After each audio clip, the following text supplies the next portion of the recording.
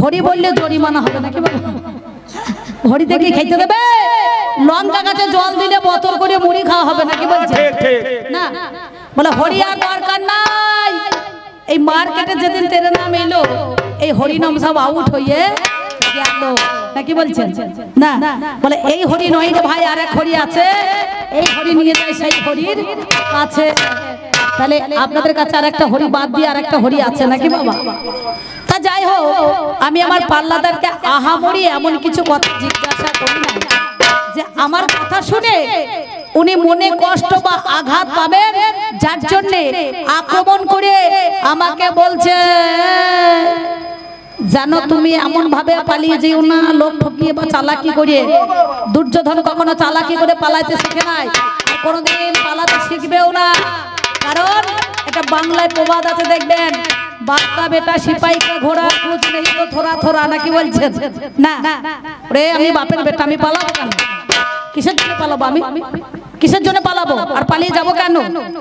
আমি যে তোমাকে যে কোটা কথা জিজ্ঞাসা করলাম, বড় বিআই মশাই, এই যে আমি দই পায়নের হদের তীরে লুকিয়ে আছি বা তুমি মনে মনে ভাবছো সেটা, কিন্তু আমি লুকুই নাই। আমি কি করতে গিয়েছি? আমি পঞ্চমুখে সাধন করার জন্য 5টা মাথা নিয়ে রেচক কম্বেদের যোগের দ্বারাই সেইখানে আমি ধ্যানে মগ্ন আছি।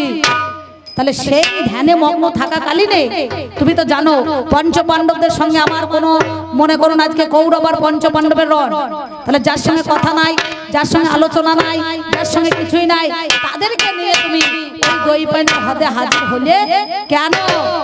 যদি বা হাজির হয়েছো, গদার মাথায় যে রক্ত মাংস লেগে আছে সেই গদাখানা তুমি গিয়ে হদের মধ্যে ছবং ছবং ছবং ছবং করে মনে করুন দেখবেন একবারে ধুতে লেগেছে, আর দুর্যোধনের ধ্যানটা ভেঙে গিয়েছে না? তাহলে তুমি জলে বাড়িটা মারলে কেন? কিসের জন্য মারলে? কোন কারণে মারলে? আর যাহা তা মনে করুন বাড়ি মেরেছে আর দুর্যোধন উঠে পড়েছে নাকি বলছেন না? তাহলে আমি তোমাকে সেই কথাটা জিজ্ঞাসা করেছিলাম, বিআই মশাই যদি একান্তে কোনো দরকার ছিল তা আমার সঙ্গে কথাটা বলা দরকার, কিন্তু আপনি পঞ্চপাণ্ডবদেরকে জুটিয়ে নিয়ে এলেন কেন?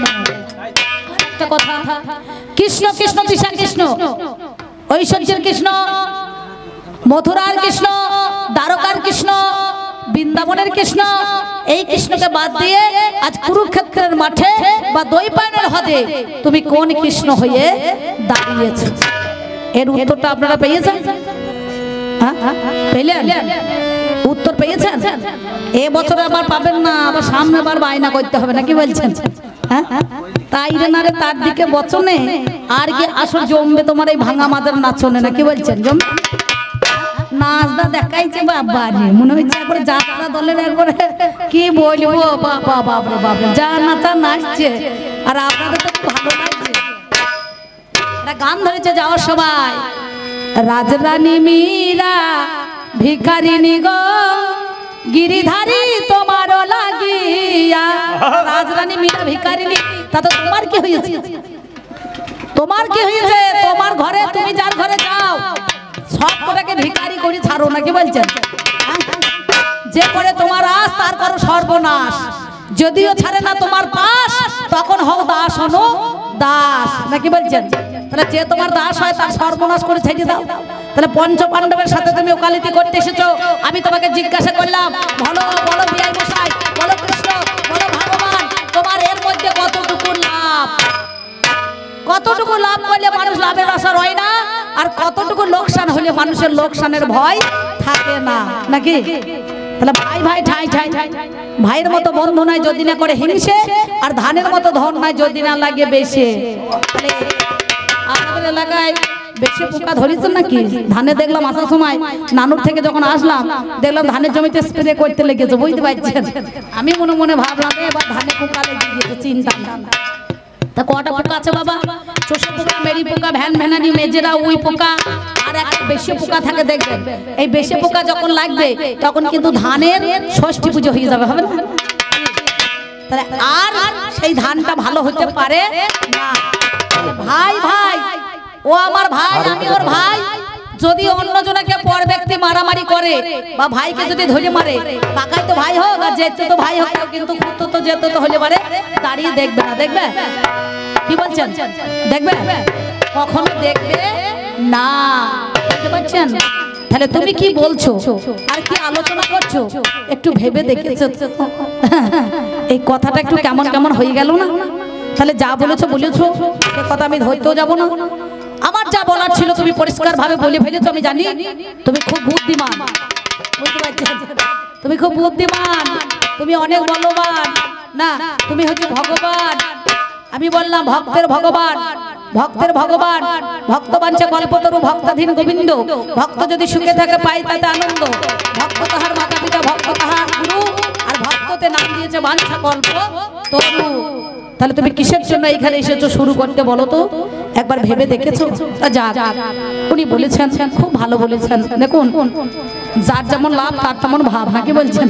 যে যেমন ভাবে মানুষকে দিতে পারে, বোঝাইতে পারে, আর যেমন ভাবে আপনারা বুঝতে পারেন। তা আমি একটা ছোট্ট করে কথা বলি। আমাদের আজকে ঝগড়াটা কেমন লাগিয়ে দিয়েছে জানেন? কমিটি দাদা এরা যত্ন করে খুব ভালো করে মাছের ঝোল ভাত খাইয়েছে, আলু পটলের তরকারি করেছে, মুসুরি ডাল করেছিল নাকি নাকি আমরা চাননি নাকি করেছে, বুঝতে পারছেন? তো আমি দুপুরে তো মনে করুন কমিটির কাছে ভাত খেলাম না। আমি দেখলাম কমিটির কাছে ভাত খেয়ে দরকার নাই, এখন একটু বেলায় মুড়ি খেয়েছি, পরে খাবো। তো আমার কমিটি দাদারা মনে করুন বীরভূমের লোক তো টক ঝোল করেছে, তাড়াতাড়ি শর্টে রান্না করতে গিয়ে কাঁচা মাছ ঝোলে দিয়ে ফেলেছে, বুঝতে পারছেন? এইবার আমাদের বর্ধমান লোকে একটু কাঁচা মাছ খাইতে পারে না, ভাজা মাছ খায়। আমার মনে করে সব সময়তে মনে করুন একবারে সঙ্গে সঙ্গে আমার কমিটিরা দেখছে এদেরকে দেরি হবে, ভাত দিচ্ছে মনে করুন 2:30টায় আর গান দেবে 3টে। 10 মিনিট হাত ধুয়ে এরা তাড়াতাড়ি করে আসলে ঢোলটা পেতে দিয়েছে। কেন দিয়েছে? তাহলে এদের জন্য ব্যবস্থা করছে কমিটি দারুণ, রান্নার জোগাড়ও দারুণ, কিন্তু রাঁধার লোক নাই, বুঝতে পারছেন? কাজের বেলায় কেউ নাই, ও কাজে দরো হচ্ছে। কেউ বলছে চাঁদা তুলতে যাচ্ছি, কেউ বলছে দিদি গাড়ি সামালছি, কেউ বলছে আপনারা তো গানের শেষে 16,000 টাকা পেমেন্ট দিতে হবে। 16,000 টাকাটা জোগাড় করতে গেলে পরে দরকার লাগবে তো। তাহলে আপনাদের কাছে আমরা দুজনে কেন এসেছি? আজ কবি গান গাইতে এসেছি, উনিও এসেছেন, আমি এসেছি। নাকি কিসের জন্য এসেছি? বাইনা করছে তাই তো কবি গান গাইতে এসেছি। তাহলে কুরুক্ষেত্রের যুদ্ধে থেকে আমি দই পায়নের হদে কেন এসেছি? কেন এসেছি হদে? কি বলে গেলাম আপনাদের প্রথম পালায়? দই পায়নটা কোথায়? কুরুক্ষেত্রটাই বা কোথায়? এই দেহের মধ্যেখানে আমাদের কুরুক্ষেত্র। ওই গান্ধার রাজ্যে যেতে হবে না, বুঝতে পারছেন? হ্যাঁ, যেতে হবে, এখানে যেতে হয় না। এই কুরুক্ষেত্রটা প্রতিটা মানুষের ঘরে ঘরে আছে।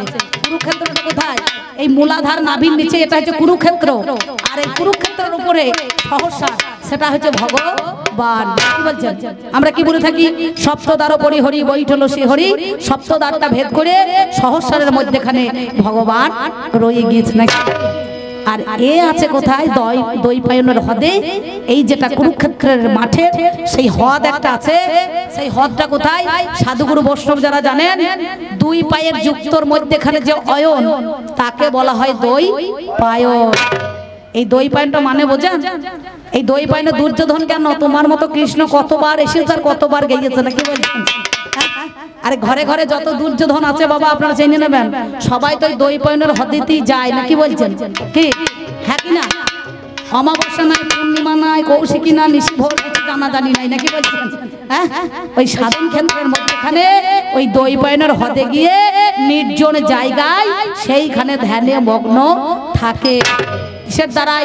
যোগ, রেচক, কুম্ভ যোগের দ্বারাই শ্বাস প্রশ্বাসকে প্রবালিত করে বায়ুকে ছেড়ে দিয়ে সুন্দরভাবে সেইখানে গিয়ে চুপ করে সাধন করতে পারে। বুঝতে পারছেন? তা যাই হোক, খুব বলেছে ভালো, আপনারাও শুনলেন ভালো, আমিও শুনলাম। এখানে ছিলাম না, সেই উদর বোঝা বুদর ঘাড়ে চাপিয়ে দিচ্ছে, বুঝতে পারছেন? এর এখনো কর্মপূর্ণছেদ জ্ঞান হয় নাই। হ্যাঁ, সাপ যখন বেদেরা ধরে তখন যে সাপটা সেরা সাপ জাত সাপ, তার দাঁত 20 দাঁতটাকে উগড়িয়ে নেয়। দেখুন যেখানে সেখানে ছোবল মারে না, জাত সাপ যেখানে সেখানে ছোবল মারবে না।